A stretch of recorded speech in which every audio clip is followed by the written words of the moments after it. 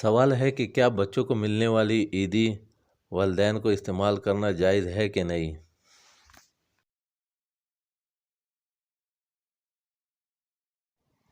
جواب: اگر کسی موقع پر پیسے دینے والے صراحت کر دیں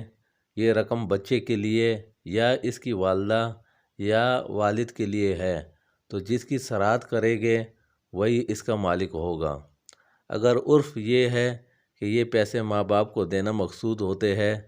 صرف ظاہراً بچوں کے ہاتھ میں دیے جاتے ہیں، جیسا کہ عام طور پر عقیقہ وغیرہ کی تقریب میں ہوتا ہے، تو ان چیزوں کے مالک والدین ہی ہوں گے، وہ اس میں جو چاہے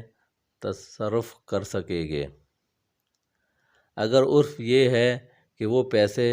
بچے ہی کو دیے جاتے ہیں تو پھر اس کا مالک بچہ ہی ہوگا۔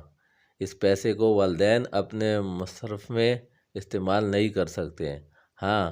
بچے ہی کے کسی کام میں استعمال کر سکتے ہیں، اس لیے یہ مال بچے کی ملکیت ہے اور والدین اس کے ولی ہیں، اور اگر بچہ اجازت بھی دے دے کہ آپ میرا مال استعمال کر لیں تو بھی اس کی اجازت معتبر نہیں ہوگی۔